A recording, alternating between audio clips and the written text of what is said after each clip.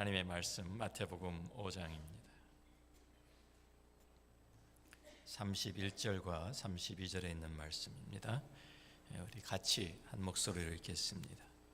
또 일렀으되 누구든지 아내를 버리려거든 이혼 증서를 줄 것이라 하였으나 나는 너희에게 이르노니 누구든지 음행한 이유 없이 아내를 버리면 이는 그로 간음하게 하며 또 누구든지 버림받은 여자에게 장가드는 자도 간음함이니라. 32절이 안 나왔군요. 우리가 지난주와 이어지는 말씀이기 때문에 제가 지난주의 말씀을 잠깐 복습하고 연결시키는 것이 좋겠습니다. 마태복음 5장 27절부터 30절 말씀을 지난주에 우리 함께 보았죠. 또 간음하지 말라 하였다는 것을 너희가 들었으나 나는 너희에게 이르노니 음욕을 품고 여자를 보는 자마다 마음에 이미 간음하였느니라. 만일 내 오른 눈이 너로 실족하게 하거든 빼어내 버리라. 내 백체 중 하나가 없어지고 온몸이 지옥에 던져지지 않는 것이 유익하며 또한 만일 내 오른손이 너로 실족하게 하거든 찍어내 버리라. 내 백체 중 하나가 없어지고 온몸이 지옥에 던져지지 않는 것이 유익하니라고 말씀하셨습니다. 그래서 지난주에 저희들이 참 남녀간의 사랑을 주님께서 부정하시는 것도 아니고 우리의 성적 욕구를 부정하시는 것도 아니라고 말씀을 드렸죠. 사람을 남자와 여자로 만드신 분이 하나님이시고요, 우리의 성적 욕구를 주신 분도 하나님이십니다. 그래서 창세기 1장 27절에 하나님이 자기 형상 곧 하나님의 형상대로 사람을 창조하셨는데 남자와 여자로 창조하셨다 말씀하셨고요. 또 창세기 1장 31절에 하나님이 그 모든 것을 지으신 모든 것을 보시니 보시기에 심히 좋았더라고 선언을 하셨습니다. 그래서 참 어떤 사람들은 우리가 가진 이 성적 욕구까지 불결하게 생각하는 경우가 있는데 성경은 결코 그렇게 가르치지를 않습니다. 그런데 문제는 그 욕구를 채우는 방법이 잘못될 때 죄가 된다고 성경이 우리에게 말씀해 줍니다. 우리가 원하는 대로 우리의 마음대로 우리의 뜻대로 우리의 이기적인 생각대로 그 욕구를 충족시키는 것이 바로 성경이 말하는 죄입니다. 그래서 하나님의 말씀 안에서 하나님이 정하신 방법으로 하나님이 허락하시는 한도 내에서 이것이 다스려져야 하는 것을 우리에게 가르쳐 줍니다. 그래서 제가 예를 들었죠. 원자력 발전소를 우리가 보면은 엄청난 힘과 폭발력을 가지고 있습니다. 그래서 원자력 발전소에서 에너지를 생산해서 우리 공급해 주기 때문에 세상이 돌아갈 수 있습니다.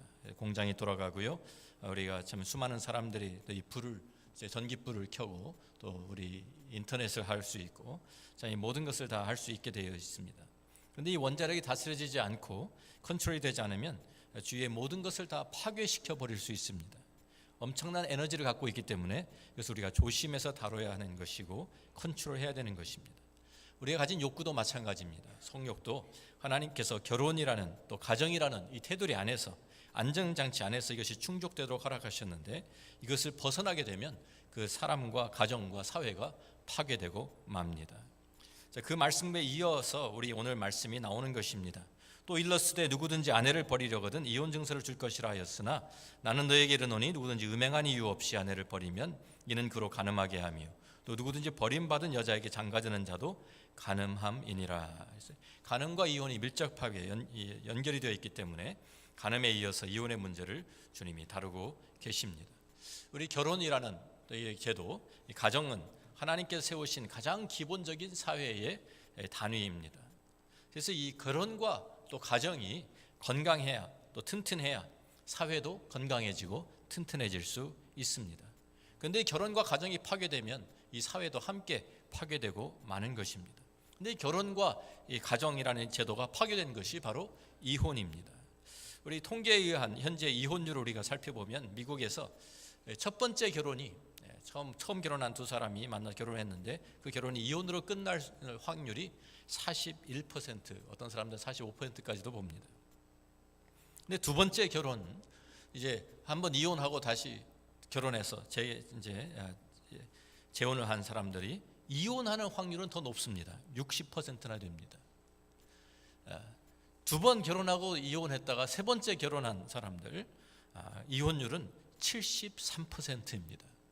그러니까 한 번 이혼한 사람들이 다시 이혼할 확률이 훨씬 더 높다는 말입니다. 지금 미국 안에서 하루에 2,400쌍이 이혼을 하고 있습니다. 1년이면 87만 6천 쌍이 갈라지는 것입니다. 이 사람들이 평균 결혼을 유지한 그 횟수가 8년입니다. 근데 8년 동안 행복하게 살다 갑자기 헤어지겠어요? 그렇지 않겠죠. 계속 그 동안에 여러 가지 불협화음과 또 갈등이 있고 그런 가운데 이제 살다가 이제 헤어지는 것이 이제 보통 결혼 횟수가 8년이라고 나오고 있습니다. 이혼한 사람들이. 자, 그런데 우리가 부모가 행복한 결혼을 유지하면 자녀들이 이혼할 확률이 13%가 줄어듭니다. 25세 이상이 되어서 결혼한 사람들은 이혼할 확률이 24%가 줄어듭니다. 그러니까 너무 어릴 때 결혼해가지고 준비되지 않은 상태에서 결혼이 뭔지도 모르고 그냥 결혼에 뛰어들었다가 이혼하는 그런 사람들이 많은 것이죠. 그래서 이 이혼하는 사람들의 평균 연령이 30세입니다. 결혼하기 전에 동거를 하면, 그래서 많은 사람들이 이렇게 하잖아요.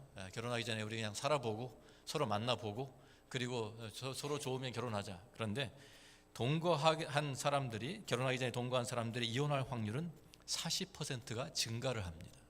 더 이혼을 할 확률이 높습니다.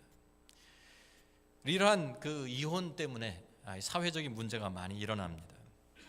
현재 43%의 아이들, 그러니까 우리가 말하는 이제 성년이 안 된 그런 아이들이 아버지 없는 가정에서 자라나고 있습니다. 부모가 이혼한 아이들의 28%가 빈곤층에 속하는 아이들입니다.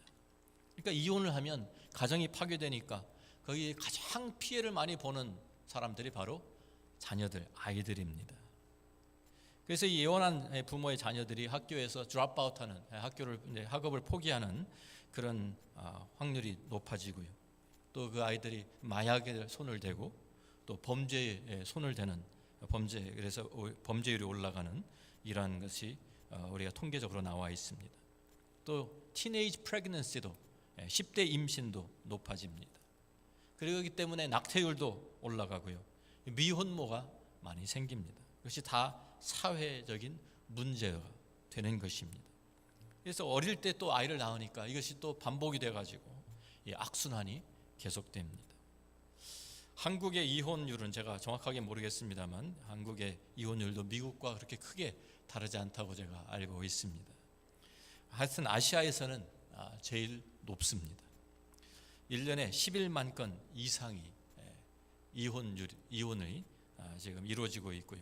한때는 16만 건까지 올라갔었습니다. 좀 내려온 것입니다. 그런데 그 이혼하는 사유들을 조사해 보면 한국에서는 가장 높은 이혼의 사유가 뭔지 아십니까? 경제적 이유라고 합니다. 26%가 돈 때문에 헤어집니다. 배우자의 외도 때문에 헤어지는 사람들이 24%, 성격 차이가 22%, 학대와 폭력이 한 12% 됩니다. 한국의 이혼에 한 사람들을 보면 평균 혼인을 지속한, 아까 얘기한 미국에서는 8년이었는데 한국은 14.6년입니다. 한 15년 정도 결혼 생활 유지하다가 헤어지는 그 평균치입니다. 그런데 그 이유가 아마 이제 2013년에 황혼 이혼이라는 것이 이제 많이 생기잖아요. 지금 60대 이상 된 그런 이제 은퇴한 분들이 이혼하는 것이 전체 이혼의 31%가 되고 있습니다. 그러니까 그렇기 때문에 아마 이 평균 혼인 지속 기간도 올라간 것이 아닌가 이렇게 보고 있습니다. 그러니까 미국이나 한국이나 이혼 때문에 이 사회가 파괴되고 이 사회가 참 많은 문제가 일어나고 혼란스러운 것이 그러한 것이 사실입니다. 자, 오늘 우리 말씀 우리가 돌아가 보면, 그래서 우리 주님께서 이혼에 대해서 말씀하시면서 일렀을 때 누구든지 아내를 버리려거든 이혼 증서를 줄 것이라 하였으나 나는 너희에게 이르노니 누구든지 음행한 이유 없이 아내를 버리면 이는 그로 간음하게 하며 누구든지 버림받은 여자에게 장가드는 자도 간음함이니라고 아주 분명하게 말씀을 하십니다. 우리 이 말씀을 우리가 좀 더 자세히 이제 보기 위해서 마태복음 19장을 가서 보시면 마태복음 19장 3절부터 9절에 이 내용이 좀 더 자세하게 나와 있습니다. 우리 한번 찾아서 읽어보겠습니다. 바리새인들이 예수께 나와 그를 시험하여 이르되 사람이 어떤 이유가 있으면 그 아내를 버리는 것이 옳으니이까 예수께서 대답하여 이르시되 사람을 지으신 이가 본래 그들을 남자와 여자로 지으시고 말씀하시기를 그러므로 사람이 그 부모를 떠나서 아내에게 합하여 그 둘이 한 몸이 될지니라 하신 것을 읽지 못하였느냐. 그런즉 이제 둘이 아니요 한 몸이니 그러므로 하나님이 짝주어 주신 것을 사람이 나누지 못할지니라 하시니 여짜오되 그러면 어찌하여 모세는 이혼 증서를 주어서 버리라 명하였나이까. 예수께서 이르시되 모세가 너희 마음의 완악함 때문에 아내 버림을 허락하였거니와 본래는 그렇지 아니하니라. 내가 너에게 말하노니 누구든지 음행한 이유 외에 아내를 버리고 다른 데 장가드는 자는 간음함이니라고 말씀을 하십니다. 여기에 아까 우리가 이 마태복음 5장에도 나오는 이혼 증서, 또 여기에도 이혼 증서가 나오고 있는데요. 이 이혼 증서라는 것이 무엇입니까? 우리 신명기 24장 모세가 이혼 증서를 주어서 버리라고 했다고 했는데 우리가 신명기 24장을 가서 보시면 이 이혼 증서에 대해서 말씀하고 있습니다. 이 내용을 가지고 이제 이야기하는 것입니다. 신명기 24장 1절부터 4절의 말씀을 보면 사람이 아내를 맞이하여 데려온 후에 그에게 수치되는 일이 있음을 발견하고 그를 기뻐하지 아니하면 이혼 증서를 써서 그의 손에 주고 그를 자기 집에서 내보낼 것이요 그 여자는 그의 집에서 나가서 다른 사람의 아내가 되려니와 그의 둘째 남편도 그를 미워하여 이혼 증서를 써서 그의 손에 주고 그를 자기 집에서 내보냈거나 또는 그를 아내로 맞이한 둘째 남편이 죽었다 하자 그 여자는 이미 몸을 더럽혔은즉 그를 내보낸 전 남편이 그를 다시 아내로 맞이하지 말지니 이 일은 여호와 앞에 가증한 것이라. 너는 내 하나님 여호와께서 내게 기업으로 주시는 땅을 범죄하게 하지 말지니라고 여기에 기록되어 있습니다. 자, 이 율법에 의하면 이 신명기에 나오는 24장에 나오는 율법에 의하면 여기 1절에 이제 나오는 수치되는 일이 있음을 발견하고라는 이 말씀이 수치되는 일이 무엇인가 여기에 논란이 있었습니다. 그래서 그 당시에도 이것을 가지고 많은 논쟁을 하고 있는데 그것을 가지고 지금 바리새인들이 예수님께 나와서 시험을 한 것입니다. 그래서 아내를 버리는 것이 옳습니까? 그래서 예수님이 아니다라고 말씀을 하시니까 이 7절에 그러면 어찌하여 모세는 이혼 증서를 주어서 버리라 명하였습니까? 라고 이 지금 이 신명기에 나오는 이 내용을 이야기하고 있는 것입니다. 왜냐하면 그 당시에 큰 두 이제 파가 있었는데 랍비 두 유명한 랍비의 이제 가르침을 따르는 이제 두 파가 있었습니다. 샤마이라는 이제 랍비 가르침은 여기에 수치되는 일이라는 것은 성적인 순결을 말하는 것이다. 그래서 굉장히 보수적인 해석을 했습니다. 그래서 이 성적인 순결 외에는 이렇게 이혼을 하면 안 된다라고 이렇게 못을 박았는데 힐렐이라는 이 이제 랍비는요 이것을 굉장히 리버럴하게 자유롭게 이제 해석을 했습니다. 그래서 수치되는 일이라고 하는 것은 무엇이든지 남편의 마음에 들지 않는 것이 다 될 수 있다. 이렇게 해석을 해버렸어요. 그러니까 예를 들면 아내가 음식을 만들어 주었는데 음식이 맛이 없습니다. 그러면 그것도 이혼 사유가 될 수 있다라고 얘기했습니다. 또 화장을 했는데 화장이 마음에 안 들어요. 그래서 이쁘게 안 보인다. 그래서 그것도 이혼 사유가 될 수 있다. 그랬고요. 집에 돌아왔는데 집을 깨끗하게 치워놓지 않았어요. 그래서 그것도 이혼 사유. 그러니까 뭐든지 갖다 붙여가지고 내 마음에 안 듭니다, 이 여자. 그러면 이혼할 수 있도록 허락을 해줬어요. 자, 그러니까 보통 사람들이 바리새인들을 포함해서 모든 사람들이 샤마이를 더 좋아했겠습니까? 힐레를 좋아했겠습니까? 남자들은 다 힐레를 좋아했겠죠. 그러니까 이 이혼이 엄청나게 그때 당시에도 많이 성행하고 있었습니다. 거기다가 이 유대 교회에서는 남편은 이혼을 요구할 수 있는데 아내는 이혼을 요구할 수가 없게 되어 있었습니다.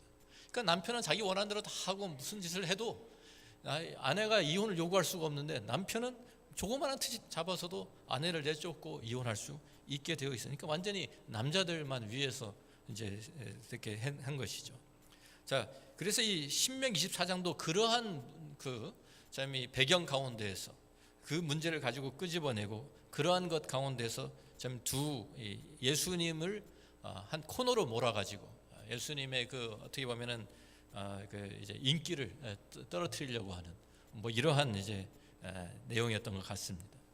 그런데 여기 신명기 24장의 내용을 보면 사실은 이혼이 핵심이 아니라 재혼이 핵심입니다. 그래서 사실은 여자를 보호하기 위해서 만들어진 법입니다. 남편으로 하여금 이혼을 결심하기 전에 한 번 더 생각하게 만드는 법이었습니다. 그러니까 일단 이혼 증서를 써서 무슨 이유되는지 이혼 증서 써서 내보내면 나중에 아유 내가 실수했네, 우리 아내 참 좋은 아내였는데 내가 다시 데리고 와야지 하고 마음을 바꾸어도 다시 데리고 올 수 없게, 그래서 이혼 증서를 써서 참 다른 남자에 갔다가 거기에 그렇잖아요. 그 아내가 다시 자유하게 되었을 때 다시 그 전 남편이 맞이하지 말라, 이것이 핵심입니다. 그래서 함부로 자기 아내를 내어버리지 못하도록 하려고 한 것이 이 이혼 증서라는 것인데, 이혼을 명령한 것이 아니죠. 그런데 지금 이 바리새인들은 7절에 그러면 어찌하여 모세는 이혼 증서를 주어서 버리라 명하였습니까? 라고 물어봅니다. 명한 것이 아닙니다. 명령이 아닙니다. 주님께서 말씀을 대답하십니다. 명령한 것이 아니다. 모세가 너희 마음의 완악함 때문에 아내 버림을 허락하였거니와 본래는 그렇지 아니하니라. 하나님께서 분명하게 이것을 이혼을 명한 적은 없고, 하나님께서 너희들의 너희의 죄성 때문에, 너희들의 그 죄악 때문에, 이 마음의 완악함 때문에 아내 버림을 허락해 주신 것이다 라고 말씀을 하십니다. 명령이 아니라 허락한 것입니다. 분명한 차이가 있습니다. 하나님의 뜻에는 하나님이 기뻐하시는 뜻이 있고 하나님께서 허락하시는 뜻이 있습니다. 하나님의 그 permissive will이라고 하죠.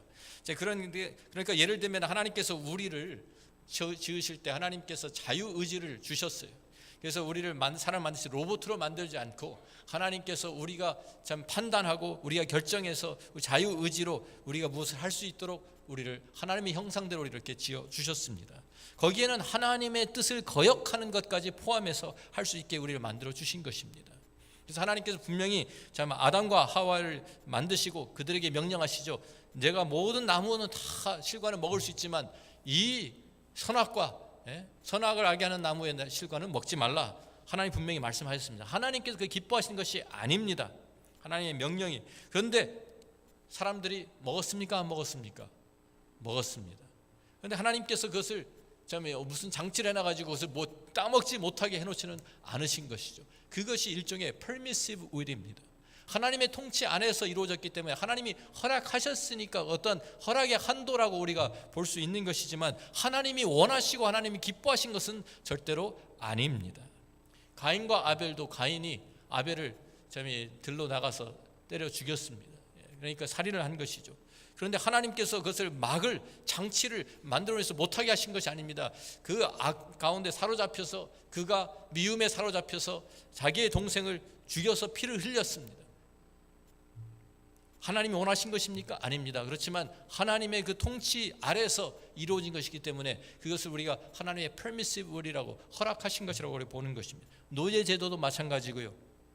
하나님이 처음에 우리를 만드셨을 때는 하나님의 형상대로 하나님의 형상을 받은 사람으로 서로 존중할 수 있도록 그렇게 만들어 놓으셨는데, 사람들의 욕심과 사람들의 죄악 때문에 다른 사람들, 하나님의 형상대로 지음을 받은 사람들을 노예로 삼고 그들을 종으로 부린 그것이 그 사회의 한 시스템으로 자리를 잡은 것. 이것이 그냥 하나님의 허락으로 우리가 인정을 해야지, 그것을 하나님이 기뻐하셔서 그렇게 노예들을 사람들이 만들었다라고 할 수 없는 것이잖아요. 그런 것처럼 이 이혼이라는 것도, 이혼 증서의 제도도 하나님께서 원래 의도하신 것이 아니었다는 것입니다. 하나님의 의도는 무엇입니까? 하나님이 원래 사람을 남자와 여자로 만드시고 한 가정이라는 제도를 만드시고 결혼이라는 제도를 만드신 것은 분명히 하나님의 분명한 선하신 뜻이 있었습니다. 그것이 무엇입니까? 우리의 19장, 마태복음 19장 4절 돌아가 보면, 사람을 지으시니가 본래 그를 남자와 여자로 지으시고 말씀하시기를 그러므로 사람이 그 부모를 떠나서 아내에게 합하여 그들이 한 몸이 될지니라 하신 것을 읽지 못하였느냐. 그런즉 이제 둘이 아니요 한 몸이니 그러므로 하나님이 짝지어 주신 것을 사람이 나누지 못할지니라. 이것입니다. 이것이 하나님이 원래 창조하실 때부터 창조의 질서에서 또 하나님께서 남자와 여자를 만드시고 한 가정을 이루시고 결혼을 이라는 제도를 만드신 하나님의 목적이고 이유입니다. 한 남자와 한 여자입니다. 요새는 뭐 동성 결혼도 생겨가지고 한 남자와 남자, 여자와 여자가 결혼하는 이런 것도 지금 합법화 만들고 있는데요. 그것이 아니었습니다. 이거 사람들이 만들어내는 것이 제약 가운데서. 여기에 지금 우리 사람들은 계속해서 자기 이혼할 100가지 이유를 찾는 데 노력하고 있습니다. 그런데 주님께서는 아니다, 원래 하나님의 의도로 모세까지 동원해 가지고 이혼 증서를 주어서 이거 허락하지 않았습니까? 이거 명하지 않았습니까? 주님께서는 아니다, 하나님의 원래 의도로 돌아가야 된다. 하나님께서 원래 결혼이라는 제도를 만드셨을 때 그 의도가 무엇이었는지 거기에 포커스를 맞춰야 된다고 말씀을 하시는 것입니다. 문제가 생긴 이후에, 병에 걸린 이후에 치유를 받는 것보다 병에 걸리지 않게 예방하고 하는 것이, 건강을 유지하는 것이 얼마나 중요합니까? 마찬가지로 참 이혼에까지 다 문제가 생겨서 하는 것이 아니라 그것을 결혼을 지속할 이유에 포커스를 맞춰야 되는 것이죠. 에베소서 5장 31절 32절에 보면 사도 바울은 이 말씀을 우리가 좀 더 이제 주님이 하신 말씀을 좀 더 우리에게 설명해 줍니다. 에베소서 5장을 가서 우리가 보면은요, 에베소서 5장에 우리가 잘 아는 아내와 남편과 아내에 대한 내용이 나오고, 또 이제 특별히 31절 32절 말씀을 우리가 보면 이런 내용이 나오고 있습니다. 같이 한번 읽어봅니다. 그러므로 사람이 부모를 떠나 그네 아내와 합하여 그 둘이 한 육체가 될지니 이 비밀이 크도다. 나는 그리스도와 교회에 대하여 말하노라. 지금 사도 바울도 지금 창세기 2장 24절에 나오는 말씀을 그대로 인용하면서, 그러므로 사람이 부모를 떠나 그의 아내와 합하여 그 둘이 한 육체가 될지니 하면서 이제 그 내용을 설명해 주면서 또 뭐라고 얘기하냐면 이 비밀이 크도다. 그래서 이 비밀이 무엇이냐? 나는 그리스도와 교회에 대하여 말하노라 라고 말씀하고 있습니다. 다시 말해서 하나님께서 창세기 2장 24절에 참 이 결혼이라는 제도를 만드시면서 부모를 떠나 그 아내와 합하여 둘이, 남자가 한 여자와 한 몸을 이룰지로다 라는 이 내용 가운데 이 비밀이 있는데, 그 비밀이 무엇이냐면 그리스도와 교회라는 것입니다.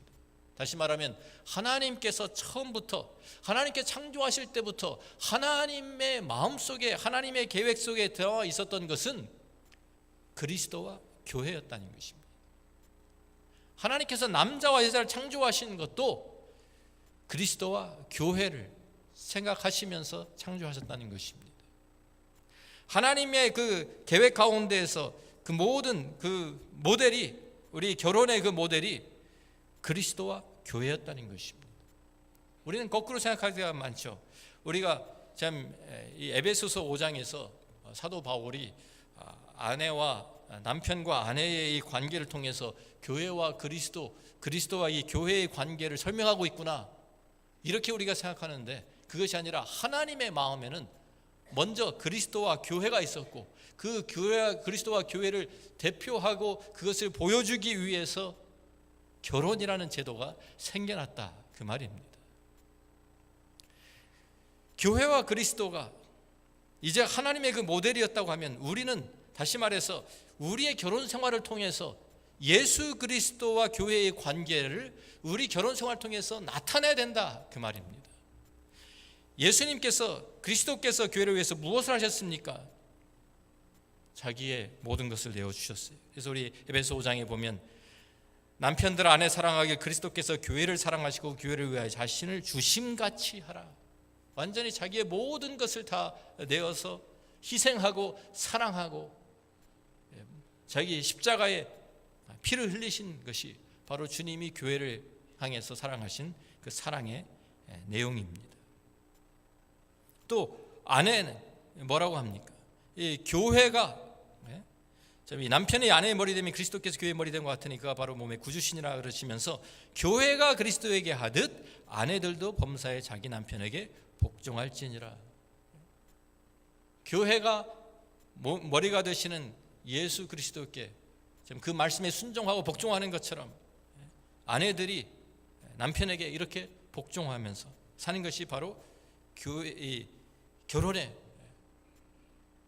내용이라는 거예요. 모델이라는 거예요. 그것을 통해 가지고 우리가 세상에 하나님의 그 사랑, 참 그 희생적인 사랑과 그리스도의 그 사랑과 하나님의 그 은혜와 또 복음의 그 메시지를 세상에 보여주는 역할을 결혼이, 가정이 하는 것입니다. 그래서 우리가 두 사람이 남자와 여자가 만나서 결혼하는 그것을 통해 가지고 하나님께서 이 세상에 보여주기를 원하시는 것은 두 사람이 서로 희생하면서 사랑하면서 서로 용서하면서 서로를 참 감싸주면서 서로의 약한 것을 보충해 주면서 살아가는 은혜로, 사랑으로, 용서로 하나 되는, 복음으로 하나 되는 그 내용을 보여주는 것이 바로 결혼이라고 우리 가르쳐 주시는 것입니다.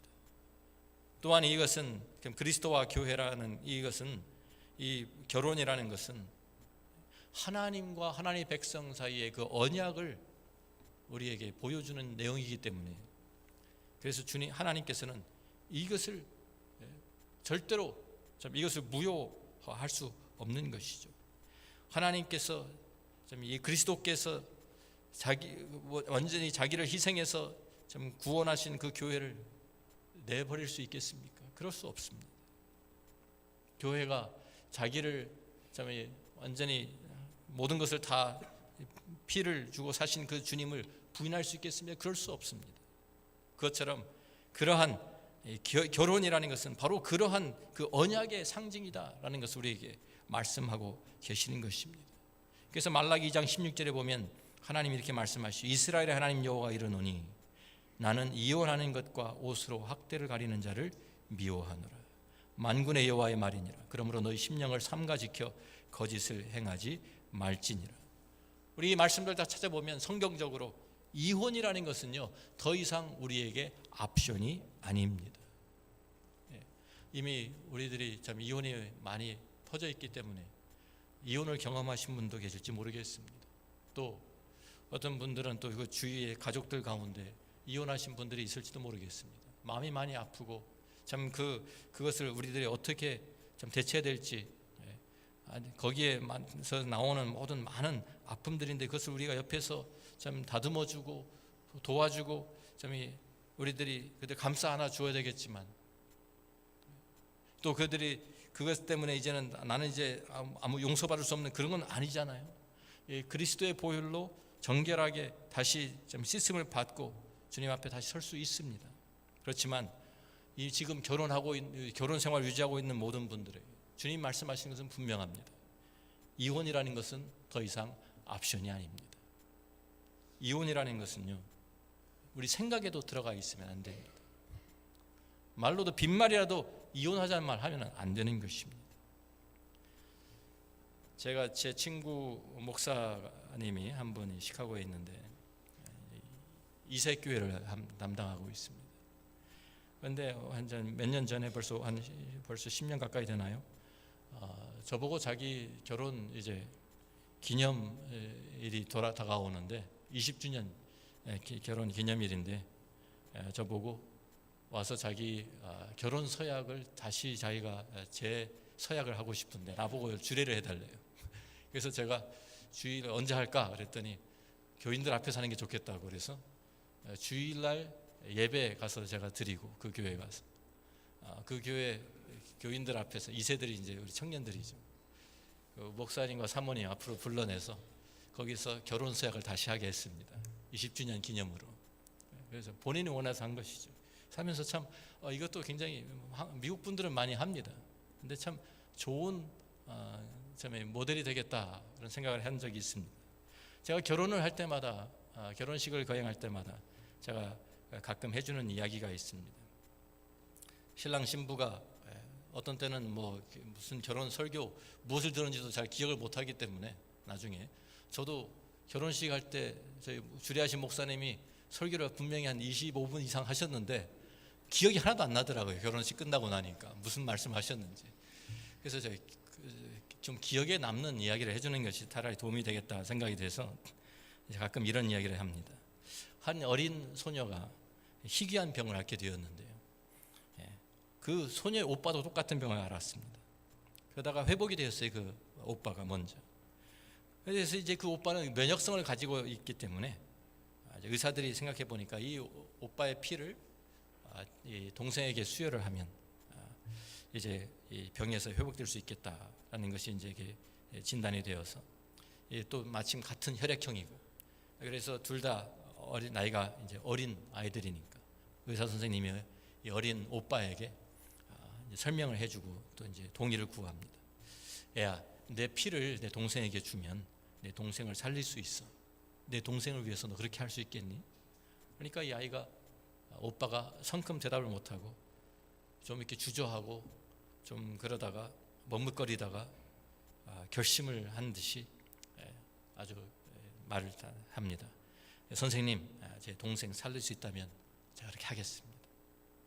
그래서 그때는 이 의사 선생님이 왜 이렇게 머뭇거리는지 이해를 못했어요. 그런데 그 다음날 수혈을 하기 위해서 두 아이가 나란히 수술실 침대에 누워 있습니다. 그리고 이제 간호사가 이제 그 피를 뽑기 위해서 주사 바늘로 오빠의 혈관을 딱 찌르니까 얼굴이 갑자기 창백해지면서 이제 피가 튜브를 타고 피가 흐르기 시작합니다. 그러니까 그 옆에 있던 의사 선생님한테 이렇게 물어보는 거예요. 선생님, 저 이제 언제 죽어요?